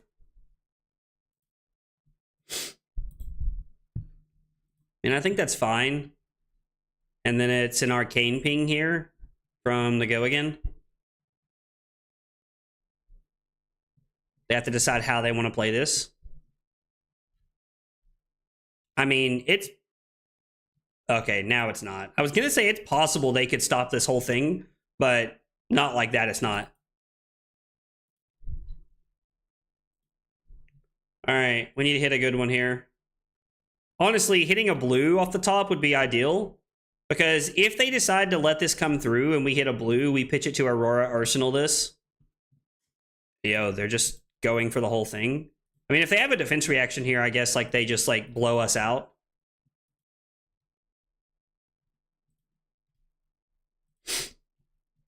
Well, we don't get to keep the channel, unfortunately. But we did get quite a bit of their equipment out of the way, and we get to Arsenal a Static Shock.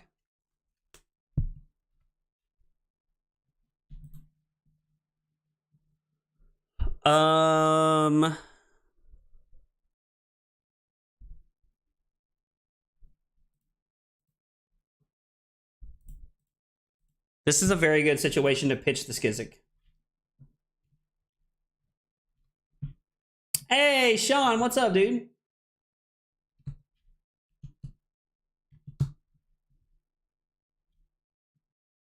Shouldn't we play Arcanic and then Arc to have 2 Go-Agains?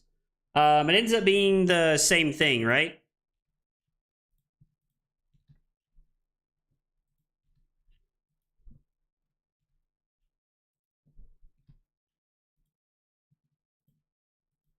I mean, I guess not entirely, but...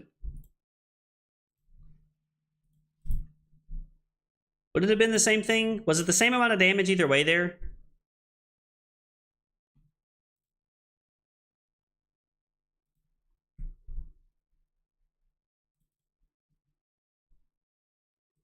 I assume this was going to be a channel. I was really assuming channel there, to be honest. Yo, Taylor, what's up, dude? We could see a big uptick from I think there's a very valid like situation where we see a massive uptick in warmongers.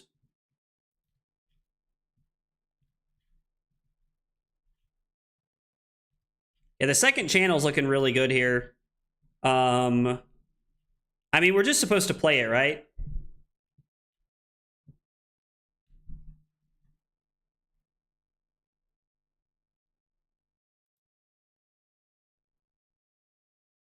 I mean, they're going to pitch their last card every time.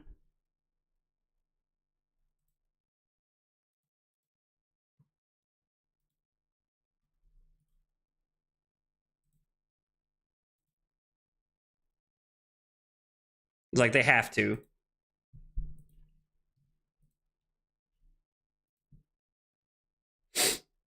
I think I like the idea of activate grasp.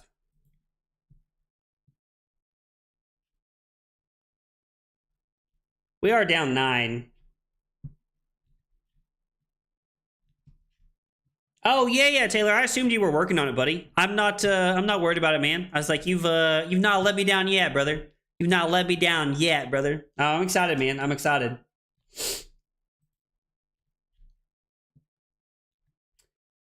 If you sent the shockwave before the arc, you could have sent an extra shockwave instead of sword.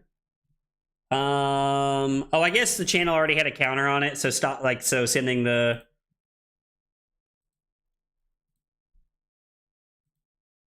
sword wasn't the biggest concern. Do we want to throw the static shock here? I think we do, right? Because we force them into equipment or both of their cards.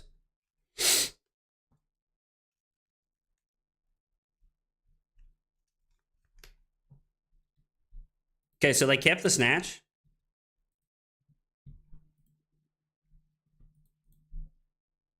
Defense reaction, please.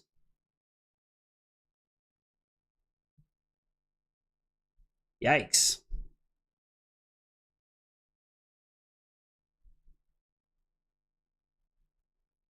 I mean, there's no world I'm giving them this. Is there any world I'm just supposed to block Grasp and Purgatory here? I don't think so, right?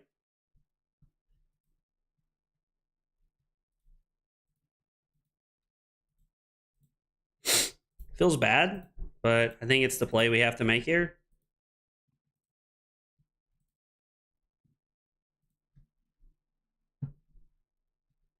I think with the Lightning Press, we're in good shape here. I mean, we could shock to draw an extra card, but I don't want to. I would rather take cards out of their hand on offense. Man, I don't know. I am not a believer in clappers, dude. Like, I know that, like, just, man, I don't know. I just don't know that I buy into Zap clappers, to be honest, man. Do you have any tips or tech for the Scepter Florian, which one he reacts? So, Dav, thank you for the kind words, man. I appreciate it. I think you probably need to be focusing on, you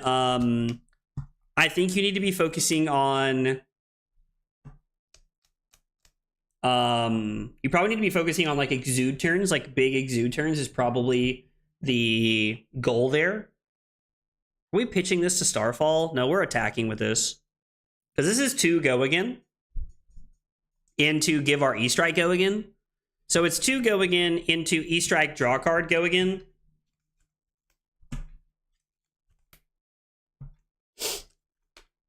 Not a believer in clap either. I mean, so like I know that Lupine Fiasco's playing it. I know that he's on Zap Clappers. Yo, just took the damage, huh? Interesting.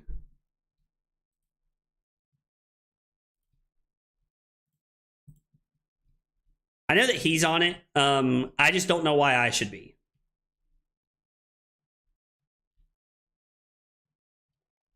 Why block this? I don't understand why. Oh, okay. I mean, I still feel like you were better off. So you have a Flittering Charge and a Rabble and an unknown card, and we're going to use Tunic this turn to just throw Starfall.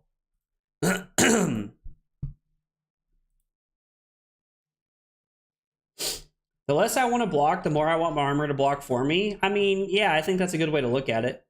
It was a little bad that Aurora has so many LL points after already being emphasized by the devs as their dedicated entry hero. I could see a new entry hero every year. I could actually see that being a pretty, like, reasonable thing to do. His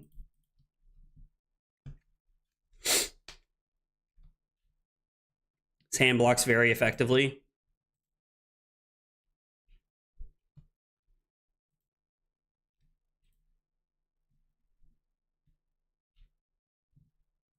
Is it Rabble and Scar, I think?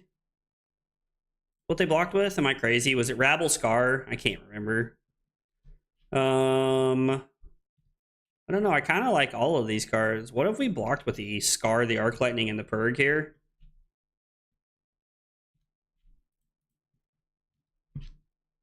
We'll give him the Shelter here.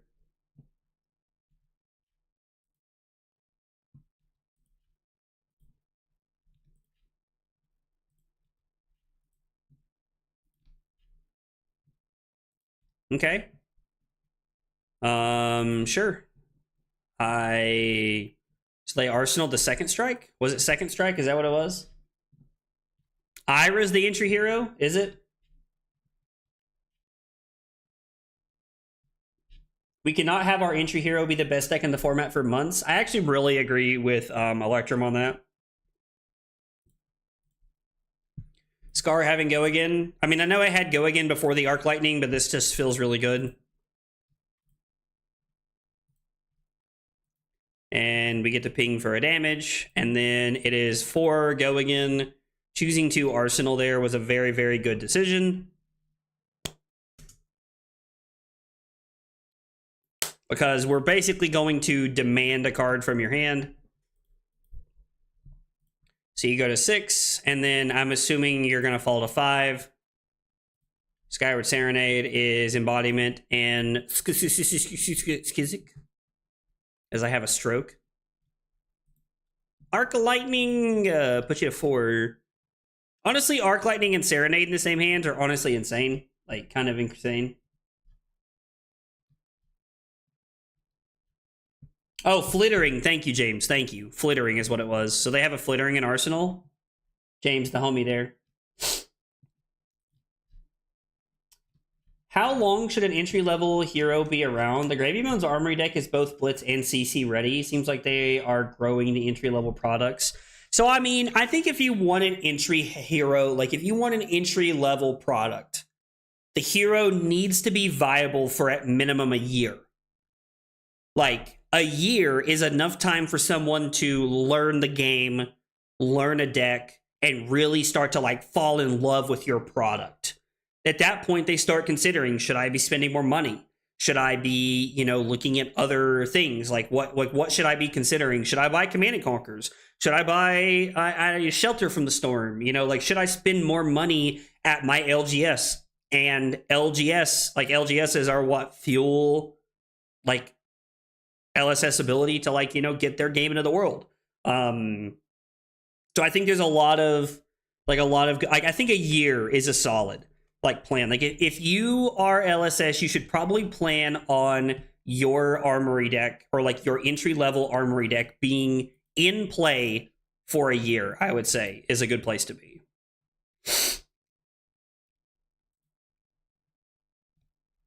We don't have a non-attack. So I think I'm just going to block here because there's no other... Like, if they somersault this, I go to 9 and then I go to 5. Actually, I go to 3.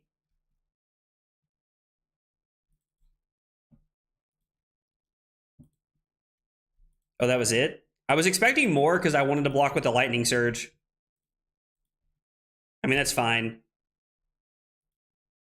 We've hit 2 reds this game. We've been rabble in this game, boys. Why do you think the Blitz announcements will end up being at Worlds? Oh, are there big changes coming in Blitz? That's kind of cool. We have no reason to do anything. They're dead. And then, unless they have another one, this wins the game. Yeah, I mean, I know we had to go first, but we played a lot of early channels. I think we played 2 or 3. Yeah, we played all 3 in the first like 4 turns of that game. So yeah, I mean that felt really good. That whole like situation put us in a really good spot from the very beginning of the game there.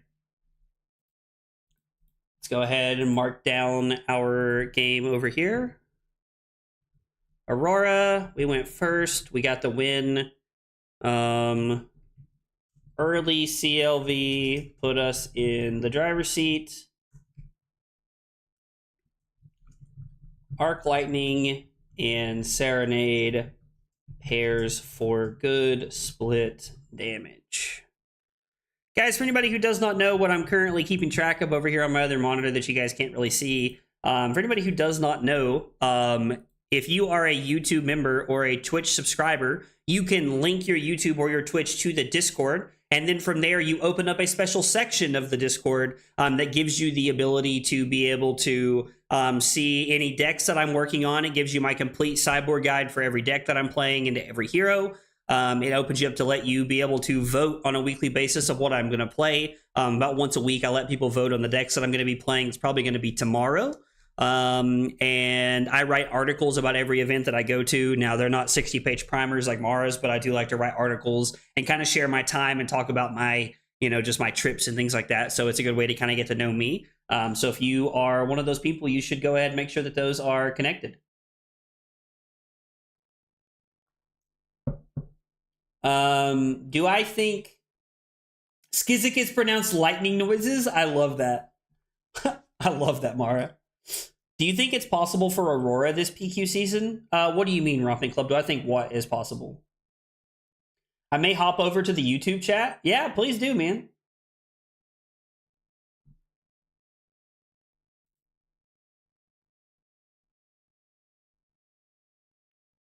Oh, I have to admit, this is not a matchup I have played against. Last time I played against this deck was a long time ago. I'm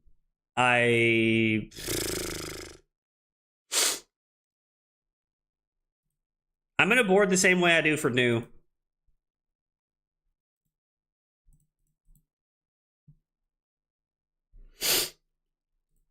I got to look and see what my new sideboard looks like.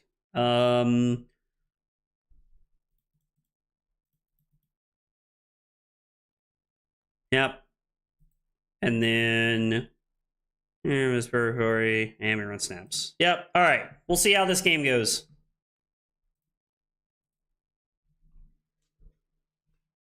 Yo. What? Oh, will she LL this season? Yeah, I think she's going to LL before Pro Quests are over. So every now and again, we just do things like this.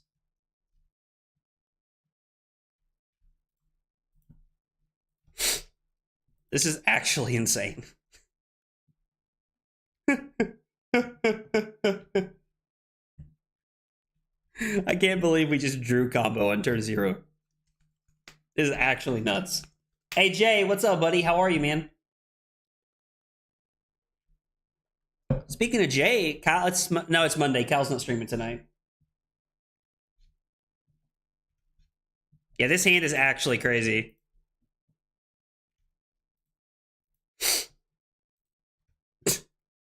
Just gonna apologize to my opponent here. Oh no, they're playing Lantern. They technically have AB. It's just they just have it here. They're playing Redback Shroud, which tells me they're on a more aggressive variation of this deck. They're looking to get aggressive with Redback Shroud here.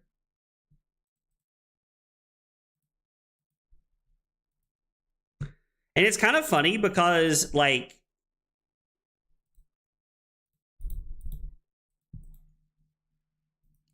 Arachne's text is actually really good in my opinion. And I think somebody just said that in the chat a minute ago. But I know that Arachne Huntsman is not really, doesn't really get a lot of love, and he's not great, to be honest. But being able to fake seal your opponent was an entire win condition in the game of Magic, in Legacy for a while. So I think that, like, Arachne is better than, like, wow, this hand. I just want it to be known, we've drawn 0 attacks. Contract does suck, I agree. YouTube and Twitch have very different live experiences.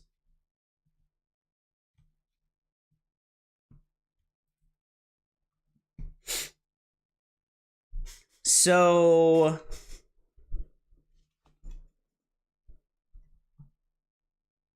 banish the top card of their deck.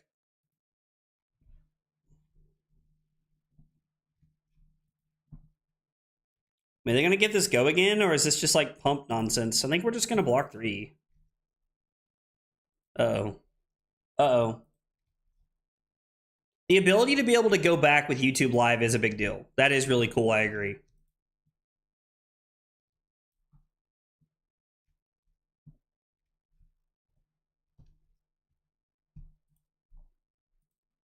I mean, I guess we'll just take 4. We'll give them an opportunity to make a mistake here. Uh-oh. It's not a blue. Oh.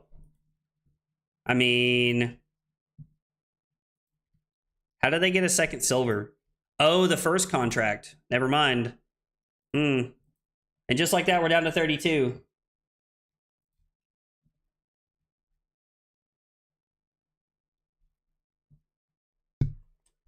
Face healing is also significantly worse in this game Go when your opponent draws 4 cards a turn and not 1. That is fair.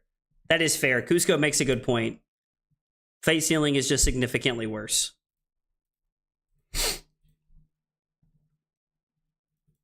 No shot. Okay, so they just came to race. They straight up just came to race. I mean, okay. Like, sure.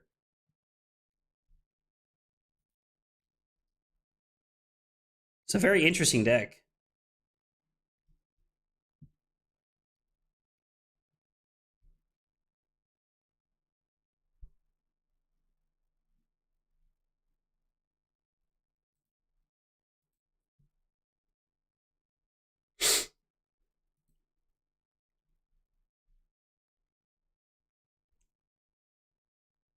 So, how do you guys feel about block current funnel, shockwave, and grasp, somersault them back, pitch the current funnel to Aurora, and then we get to go Arcanic Shockwave fused with Written in the Stars. And then if they take the arcane damage, we can play Written in the Stars and then decide what to arsenal. Because I don't think they can get over this. I mean, I could be wrong. Uh-oh. Blowout.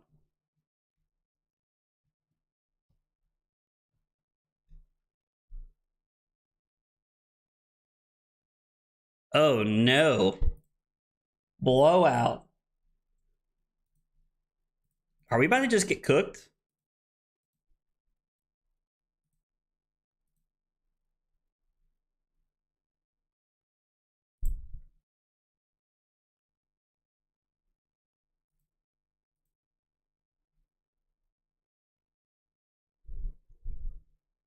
What are they going to play from Arsenal? I mean, I guess we're going to take 4.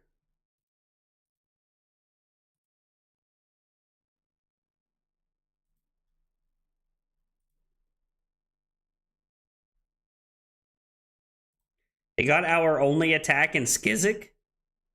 We're going to discard the Written in the Stars.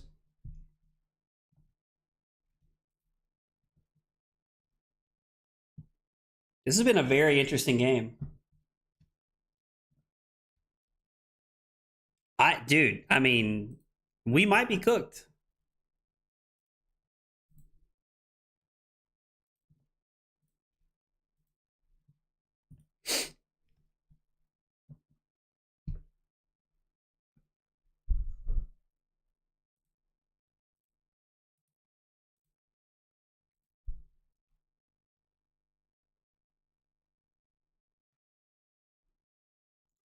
So, Entwined Lightning, Fuse with Current Funnel. Are we just supposed to play the Flicker Wisp? Okay, so they do have defensive cards in their deck. And then I can go Arcanic Shockwave, Fuse.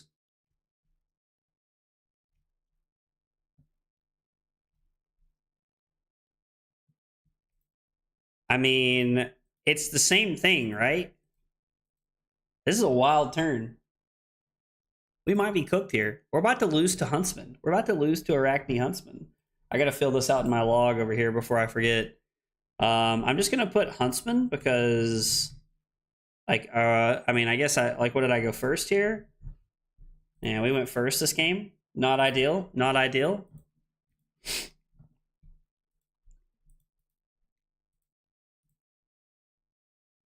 Well, we did not draw the Nimbleism.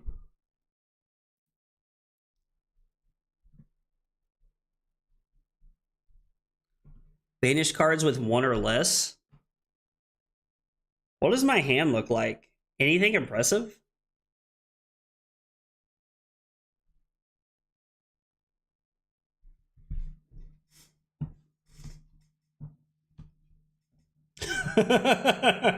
Basically writing his will and testament as he died. If I lose, you're unsubscribing. Yo. Yo.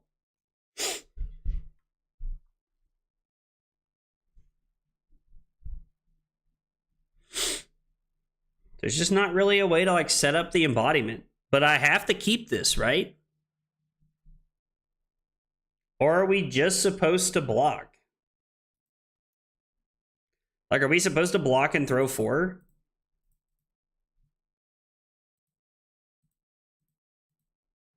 Feels really bad, but...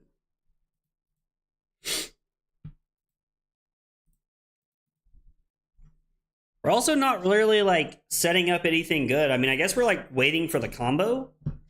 Like, we're waiting for, like, combo number 2 here, I guess. Mambo number 5. Oh, God. That was very quick. They must have... Did they put a card? Yeah, they put a card from their hand on the bottom. So clearly they're going to try and go ham this turn. I'm assuming there's, like, massive disruption. It could just be, like, another, like, coercive tendency.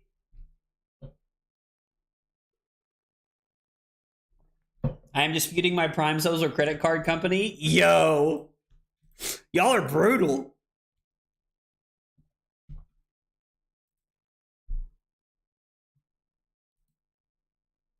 Okay. So this is going to get +3.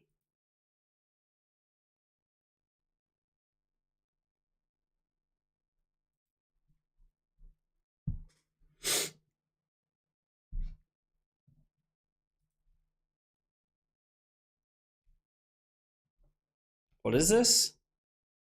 Reaction cards? All right, well, we don't have any reaction cards. I don't know why you would have that one in against me.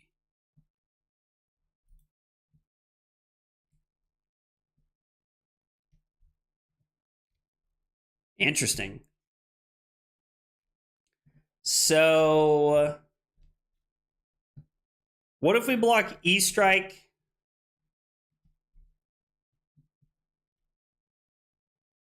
We can block E-Strike, Scar, and Sizzle. And then we can go Flicker Wisp, Fuse with Serenade. Serenade, Skizit, Go Again, Tunic, Starfall. I mean, it seems fine. I'm not gonna lie, I was expecting something scarier from them.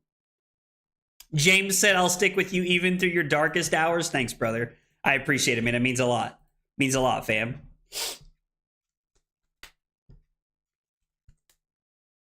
That was an interesting turn.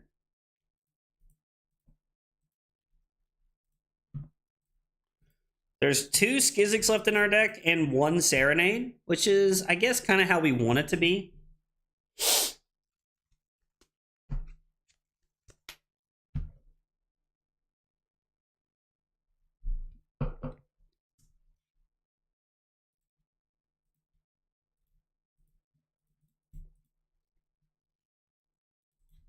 They're doing a lot of no blocks this game. There's never going to be a darker time than losing to Huntsman. I'm inclined to agree with you. Like, on God, I am inclined to agree with you. We're going to take 4.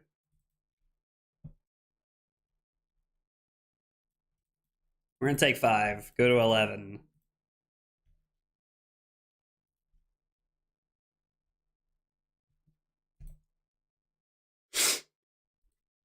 Well,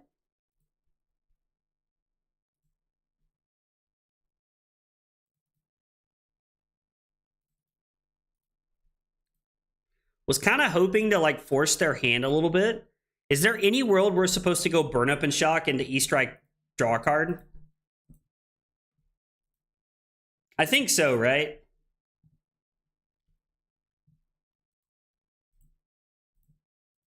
And then we can decide if we want to snap or not.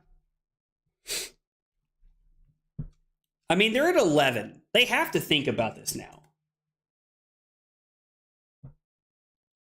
It's 2055 World Final is Arachne Huntsman versus Teklo winner LLs. Dude. I mean, I think we're going to try and throw a 4 at them and try to get both of their cards here. Now, revealing Skizzik kind of sucks, I won't lie. Okay. We took every card.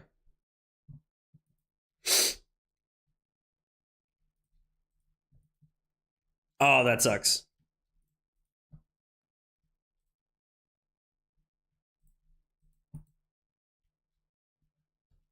Curious to see if they respect this. I mean, we're just arsenaling the Lightning Surge here and trying to set up. They do.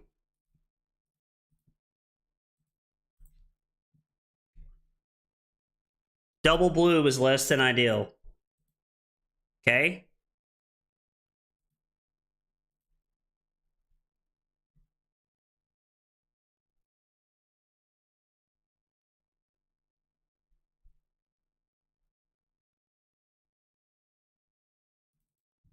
We're going to wait and see if we need to block with something else. I think going to 6 is basically correct here. Max is calling it now. He's calling 2055 World Finals. Block with written.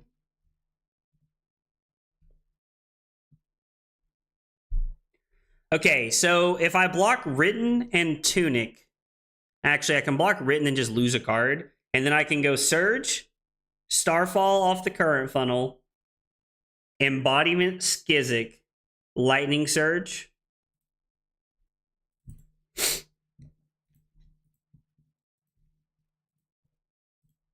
And then we're at 5.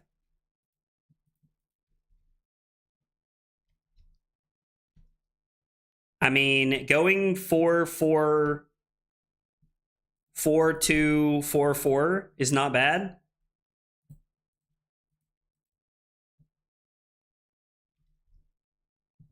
Actually, this is incorrect, right? Because if I throw this, I can then go Skizzik into Tunic, Starfall, into Lightning Surge. That's just better here. Yeah, I like this better.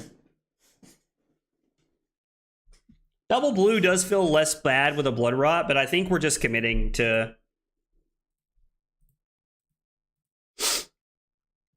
throwing the entire satchel here. The question we're going to ask them is, do you want to give me your last card or not?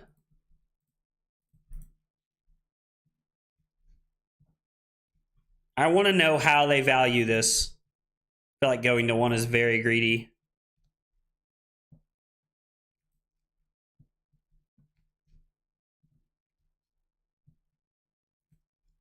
Okay. What was that last card they just played, said? So this is coming in for 7.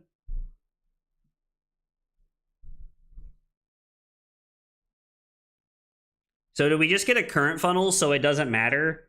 And then we will discard the...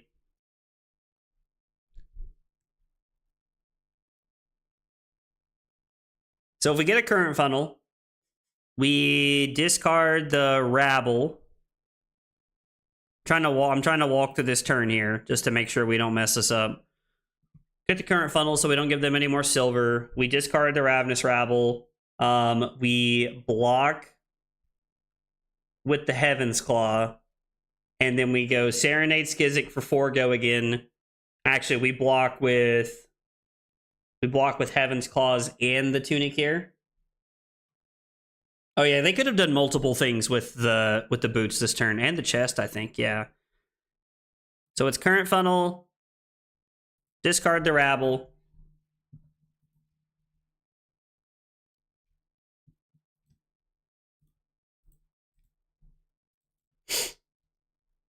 We're going to go to 2.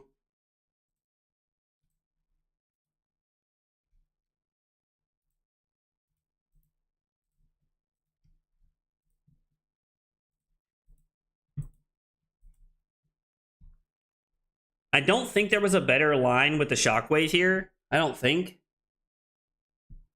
If you could unban any card now that Zen and Enigma are gone, what would it be? If I could unban any card, probably Red Bonds. I think Red Bonds, like, would make Katsu just playable enough. Not broken, but just playable enough, I think.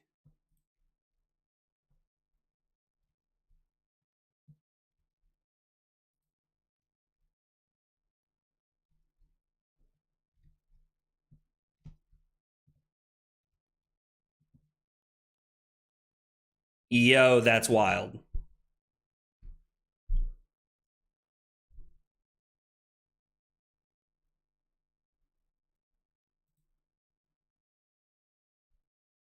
Yo, that's wild.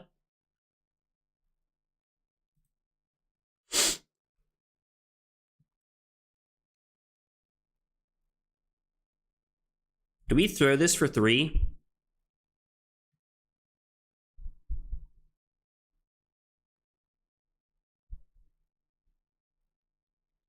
Make a Rune Chant. Come in for 7.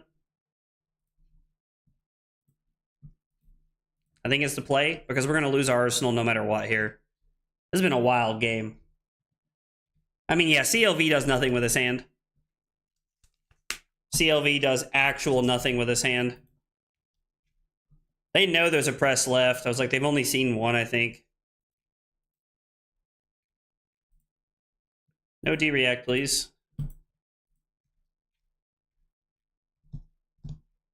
All right.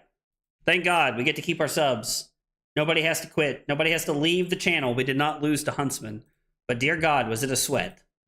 But dear God, was it a sweat. Man, I have to admit, that was a closer game than I thought. We did win. Press got us there late. Game was closer than I thought. Aggro Huntsman to the moon. That was quite a game. That was quite a game. That was quite a game. Yo, Kitterfox, dude, I appreciate you calling. I appreciate you using exclamation point codex in the chat. For anybody who does not know, guys, and we'll talk about a couple things here, but I'm going to shamelessly plug sponsors. I have lost my journal. Hang on. Everybody hold still.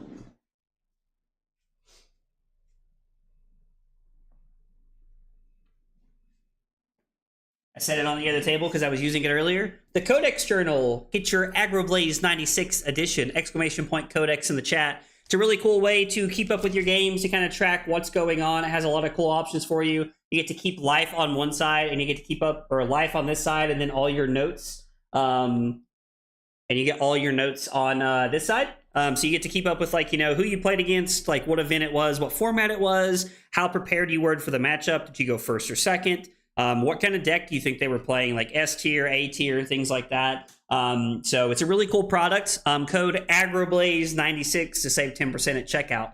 The guy who makes the product, his name's Thomas. It's a really cool product. It's pretty great. I've really loved using it at my big events and big tournaments. It's been a lot of fun. So we did go 2-0 tonight. I do want to talk about the changes here. The changes felt pretty comfortable. I know that I have basically fought Serenade and Skizzik at every turn. Yeah. I think that it's probably just the best way to be playing the deck. As much as I hate to say it, like, I'm not going to steer you guys in the wrong direction out of spite. I think Serenade and Skizzik and Sizzle are probably the best way to be playing the deck. Although, admittedly, I really like Gone in a Flash and Electrostatic Discharge and Flittering Charge to have potentially in the deck. And I really like Fry, but I just think that these 15 non-attack actions are really good. Even if you aren't on Serenade and Skizzik and Sizzle, I do think you should be on Arc Lightning and Written in the Stars. The combo of going Arc Lightning into excuse me, the Arc Lightning into Written in the Stars is like really good if your opponent doesn't block it. So I think this is probably just like objectively the best way to have the deck built. I know that a couple of people have mentioned Zap Clappers. I would be open to, talking about adding Zap Clappers into the sideboard. I tested it a little bit when it came out, but I didn't spend a lot of time on it because it felt kind of mediocre when I started playing it. But now that everybody started playing Tunic into trying to prevent these Sigil of Suffering turns, maybe there's something to be said for, using Zap Clappers as an additional way to, play around their Sigil. So, if they have Tunic up, you can go Sigil of Suffering with CLV in play, and then when they use Tunic to block it, you can then turn around and hit them with the Zap Clappers, which could be pretty solid. Just depends. Warmongers could work out really well. Could work out really, really well, for sure. Huntsman bans incoming? LOL, dude, I love it. I love it.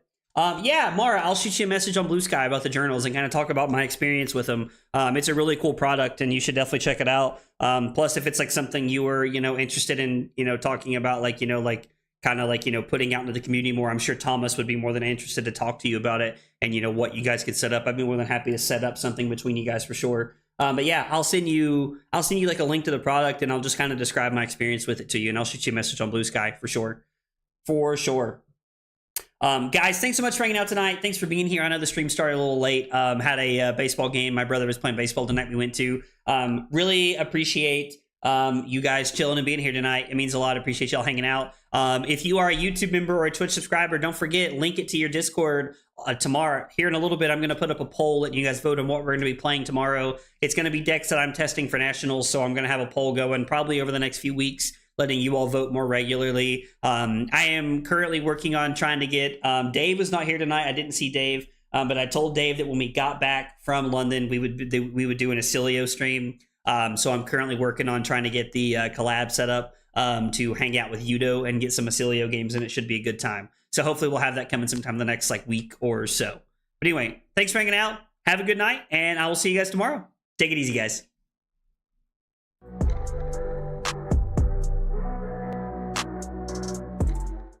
Kyle requested 5 subs of water.